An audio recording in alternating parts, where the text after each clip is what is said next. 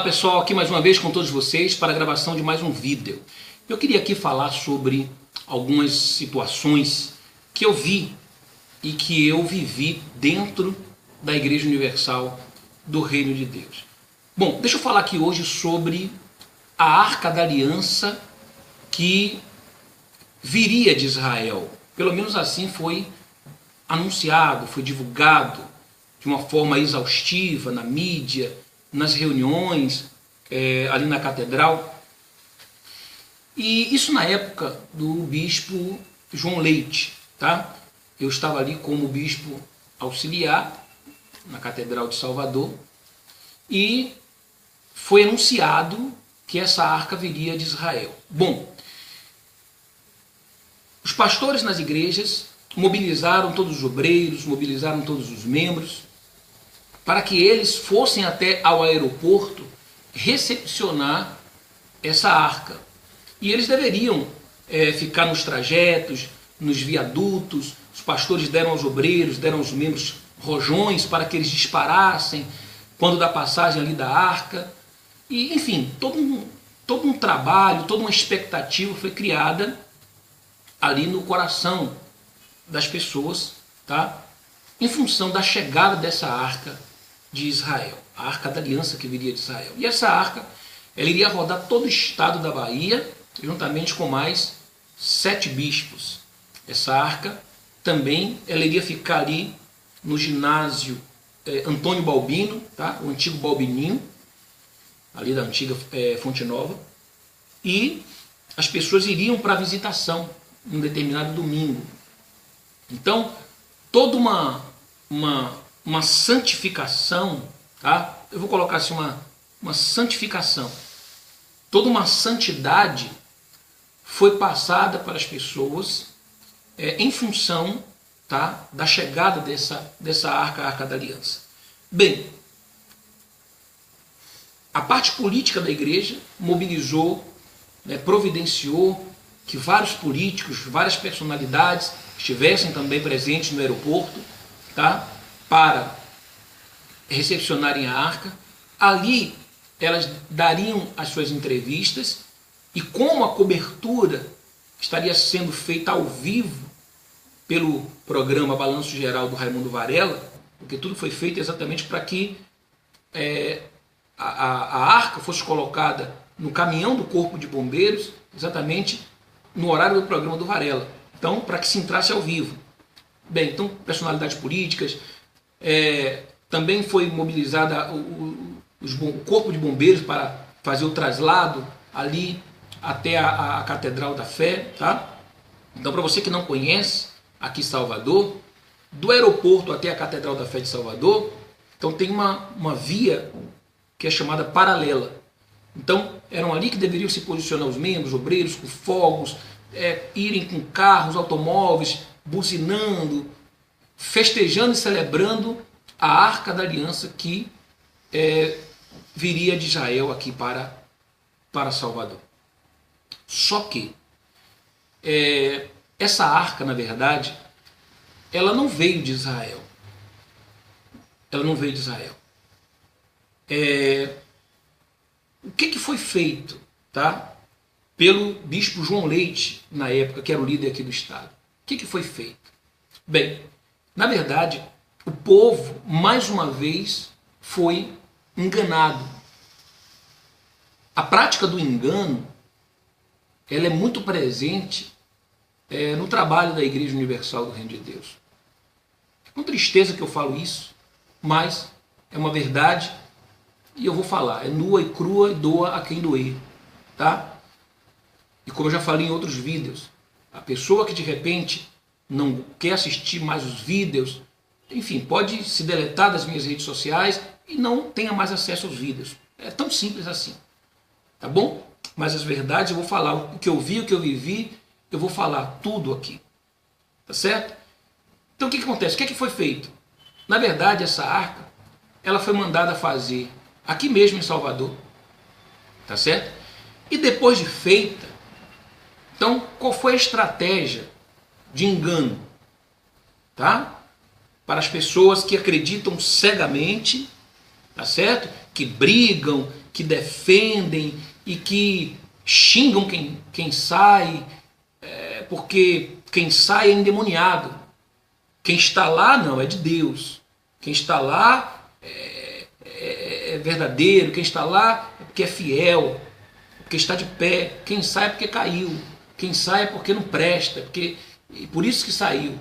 Bom, mas o que foi feito? Pegou-se essa arca que foi mandado fazer aqui em Salvador mesmo, tá? De Israel, ela não tinha nada, tá certo? E essa arca foi colocada dentro de um caminhão baú, que era da parte da engenharia da igreja, tá certo? Bom, como não se podia pegar um funcionário, porque a parte da engenharia da igreja, ela tinha lá o motorista que dirigia esse caminhão baú, mas ele não poderia ir dirigindo esse caminhão baú. Por quê? Porque ele era um funcionário, tá? E poderia vazar, tá? Essa trama poderia vazar para o povo. Então o que foi feito? Foi pego ali um pastor, tá? Na época, o pastor Luiz Cláudio, que cuidava da parte da engenharia, tá certo? E esse pastor, ele teve a incumbência de, no dia anterior à suposta chegada da arca aqui em Salvador, tá? Esse pastor deveria dirigir esse caminhão baú, levando a arca dentro, tá certo? Essa arca estava envolvida numa bandeira de Israel. E esse pastor foi até o estacionamento do aeroporto e ficou lá, passou a madrugada dentro do caminhão, juntamente com a arca, certo? Por quê? Porque de manhã cedo, pela manhã cedo, quando as pessoas começassem a chegar, quando o carro do corpo de bombeiros chegasse, então já teria que estar lá, como se aquela arca tivesse sido retirada de um avião, tá? E colocada ali naquele caminhão, para que dali então passasse para o corpo de bombeiros. E assim foi feito, tá? Foi feito todo aquele cortejo, tá? Sagrado, tá certo? Santo, e as pessoas ali vieram atrás com automóveis, buzinando e fogos, até que se chegou ali na catedral e aquela arca foi colocada dentro de um santuário, certo? Porque é como a própria Bíblia fala, não é o ouro quem purifica o altar, é o altar quem purifica o ouro. Ou seja, se o altar, ou aquilo que se faz no altar, ou quem está no altar fazendo algo, não estiver com pureza, com sinceridade no coração, tá? Então, nada daquilo que for feito ali é puro ou santo. Então, a Arca da Aliança, biblicamente falando, representava a presença de Deus no meio do povo de Israel, sim. Mas não essa Arca da Aliança, tá? Forjada, feita, tá? E toda essa maquiagem aí, certo? Para dizer que ela veio de Israel e aí ser colocada ali dentro de um santuário no altar. Então, de santuário não tinha nada e de sagrada aquela arca também não tinha nada. E ela não representava a presença de Deus, porque Deus não está no engano. Então, coisas desse tipo eu vi acontecer lá dentro, tá? E se você quisesse, por exemplo, agir de uma forma sagrada lá dentro, tá? Você era até motivo de chacotas, de zombaria, de escárnio. Eu me lembro uma ocasião em que eu estava fazendo um jejum de 24 horas. Esse jejum que eu fiz foi um jejum de 24 horas. Então eu sempre fazia ali, pelas pessoas que participavam das reuniões dos 318 na segunda-feira comigo, a reunião de empresários, E eu fazia alguns jejuns até um tanto quanto que radicais. Por exemplo, eu já fiz 24 horas de jejum em cima do altar, sem descer para nada, nem para ir ao banheiro, certo?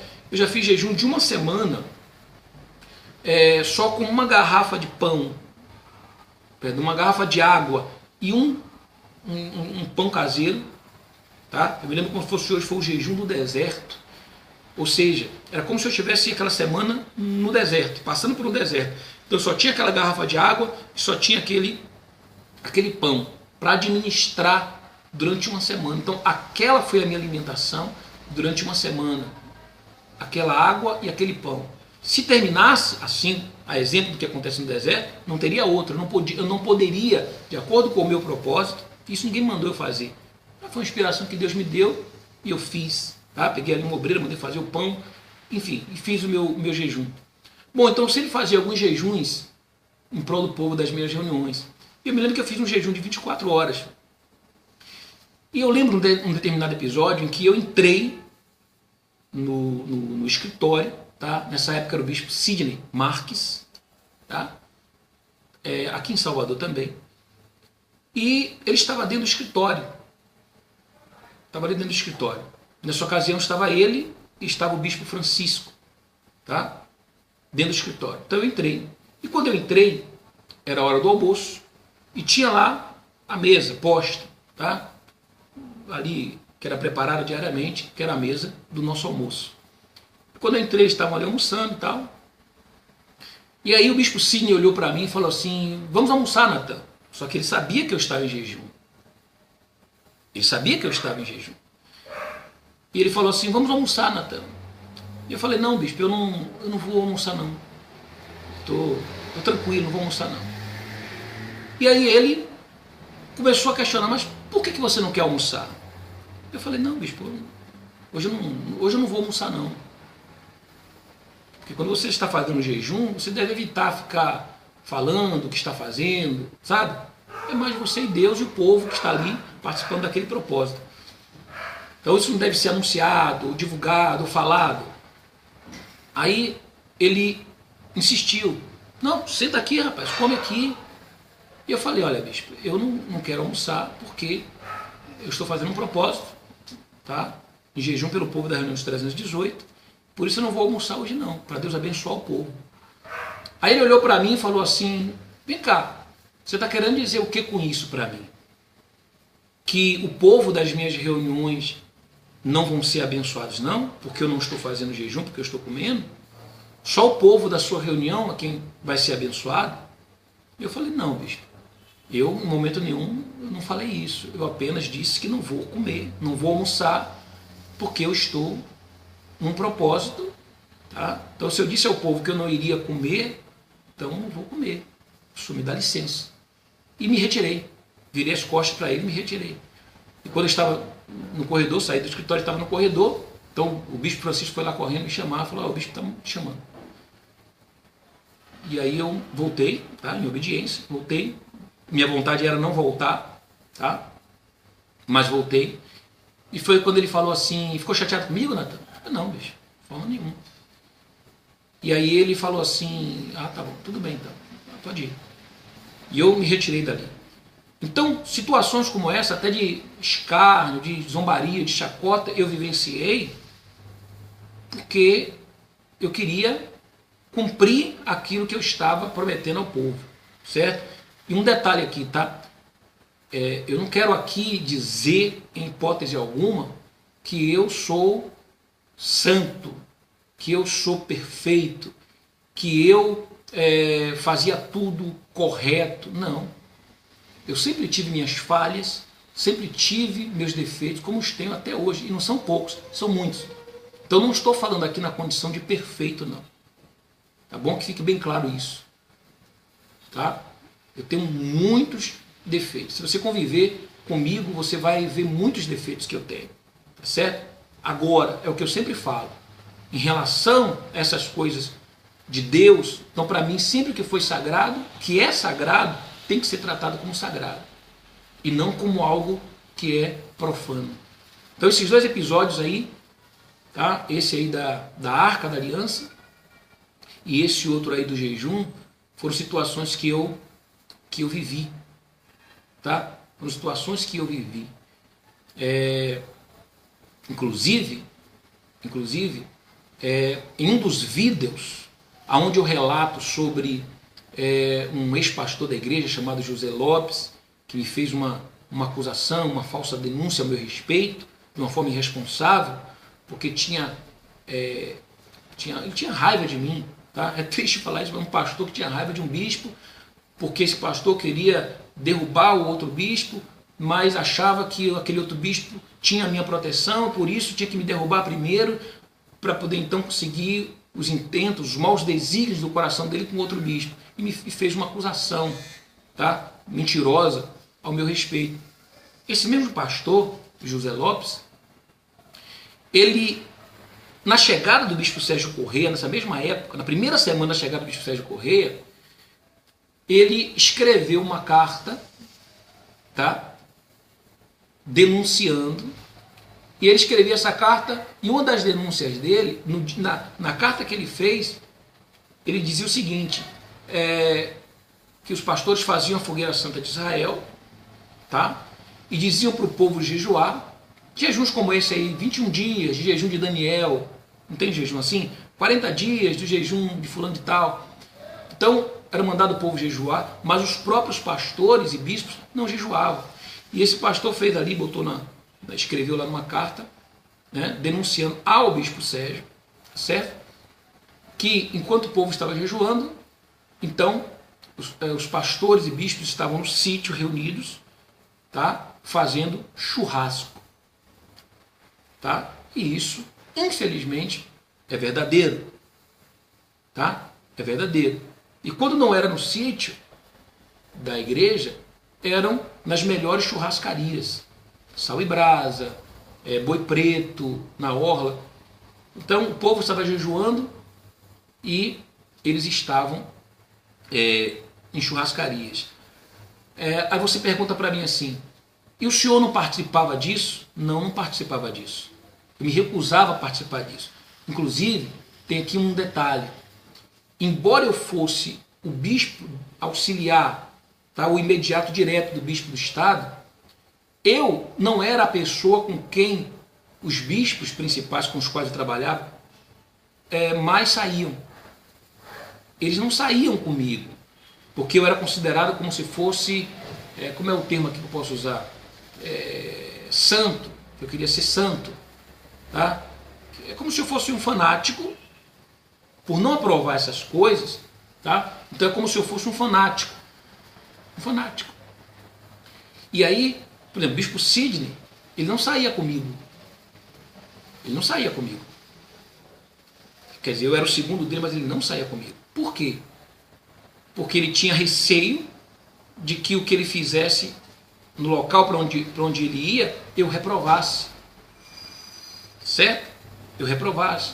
Então, tem algumas coisas como, na época, bebida. Cerveja, o que mais? Eu lembro que uma vez eu fui morar, assim que eu me mudei para morar na Catedral aqui de Salvador, quando eu vim, eu fui para a Feira de Santana, depois de muitos anos aqui em Salvador, na sede, eu fui para... Aliás, não, esse período foi quando eu voltei de São Paulo. Quando eu voltei de São Paulo, quem estava aqui era o bispo Clodomir Santos. Tá? O bispo Clodomir Santos. Ele havia assumido no lugar do bispo Sidney. E eu fui para São Paulo, fiquei um ano e mandaram me buscar, porque haviam destruído a reunião de segunda-feira, então mandaram me buscar de volta. Eu fiquei um ano lá e me mandaram me buscar de volta para os 318. Eu voltei. Quando eu cheguei, eu fui morar numa casa aonde o bispo Clodomir morava. Ele morava, eram duas cúpulas, tá? Eram duas cúpulas. Então, o que aconteceu? Quando eu cheguei ali, tinha nenhum dos foi tirar as coisas tudo, mas os móveis ficavam, não levavam os móveis. E dentro de uma, não sei como é que chama, não vou lembrar o nome agora, tipo um armário, tá? Quando eu abri esse armário, então lá dentro tinha uma garrafa de uma cachaça, não era cerveja, era uma cachaça, certo? Onde essa cachaça ela era assim, a garrafa era dividida na metade. Então metade era um tipo de líquido, outra metade outro tipo de líquido. E quando você derramava ela, ela se misturava. Tá? Eu não sei o nome da bebida, mas era esse tipo de bebida que eu encontrei dentro desse armário, né, nessa casa que eu fui morar, na própria Catedral da Fé. Certo? Quando eu entrei na igreja, eu entrei puro, eu entrei ali santo, puro e santo eu era antes de entrar na igreja. Porque depois que eu cheguei até o posto, né, de bispo da igreja, entendeu? E às vezes eu falo assim, às vezes eu queria ter sido um eterno membro da igreja, para nunca ter tido acesso a esse tipo de coisa. E aí eu comecei a ver isso, tá? A ver isso e saber disso. E esses bispos que saíam, que bebiam, que dentro da igreja, porque o que eu acho errado é isso, é você estar no altar, tá certo?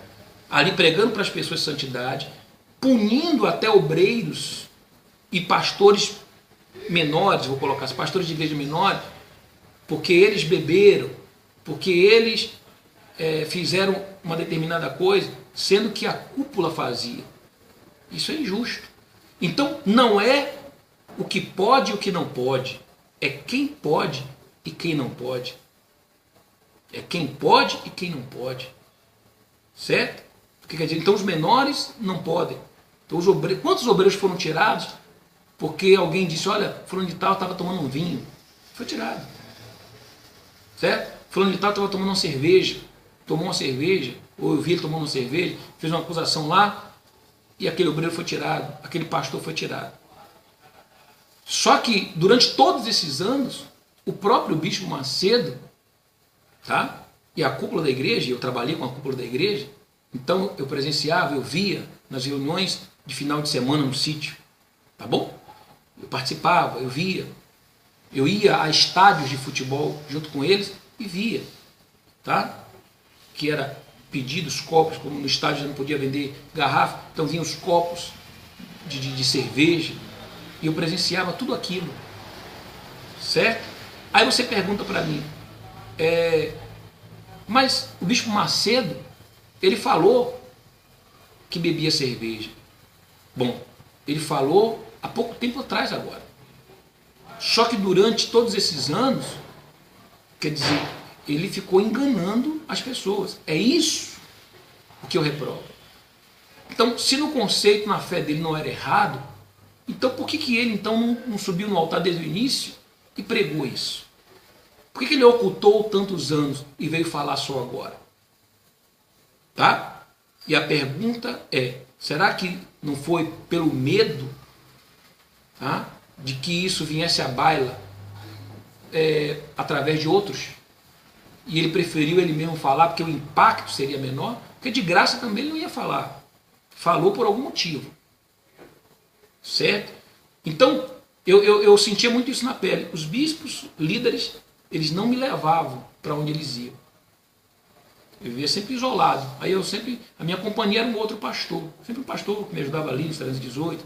Mas o líder não andava comigo. Não andava comigo. Tá certo? Bom, infelizmente, são alguns acontecimentos, tá?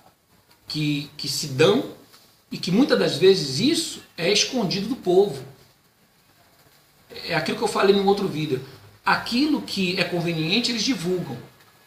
Aquilo que não é conveniente, eles não divulgam. Eu lembro um episódio em que eu estava em Sorocaba nessa época, na igreja de Sorocaba. Eu cuidava ali da igreja de Sorocaba, tá? E eu lembro que na época tinha um sítio ali em Itu. Esse sítio ficava próximo ali. Na verdade, esse sítio não ficava tão perto, porém era caminho, tá? Caminho para uma estrada perto de Sorocaba. E aí o que aconteceu? Em uma dessas idas e vindas do sítio, houve um acidente, tá? Vinha ali os comboios de carros, e um desses carros estava o bispo Clodomir, tá? Um desses carros o bispo Clodomir, e atrás, no carro de trás, vinha os filhos, vinha um outro bispo dirigindo, não me recordo o nome desse bispo agora, esse bispo vinha dirigindo o carro, tá?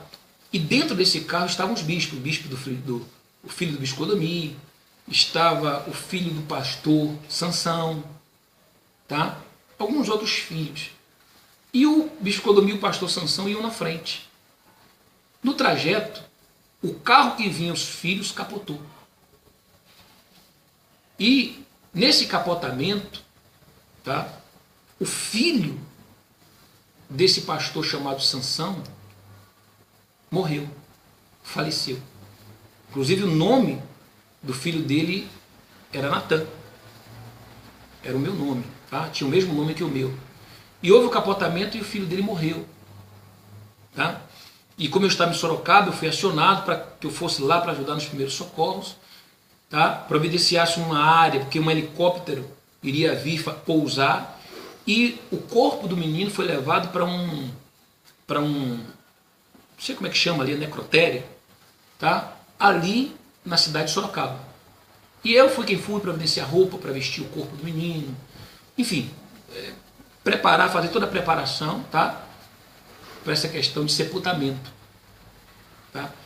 Bom, isso aí ninguém divulga, isso aí ninguém fala, isso aí ninguém mostra na mídia. Não existe um vídeo gravado dizendo assim, olha, filho filho bispo, né, da Igreja Universal, dirigindo um carro, capota carro com filho e mata filho de pastor. Não, isso é encoberto, isso é abafado.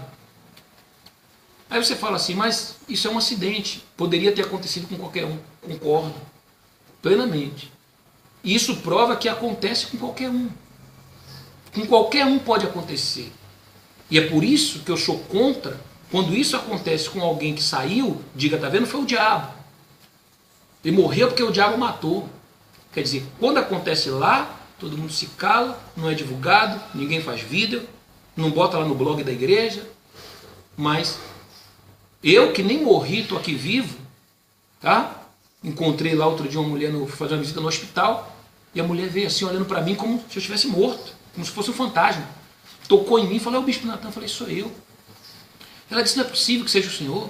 Disseram que o senhor morreu e que o corpo do senhor foi encontrado nas ferragens do carro, que o senhor morreu de um acidente. Minha tia, que ama o senhor, chorou um mês sem parar, inconsolavelmente.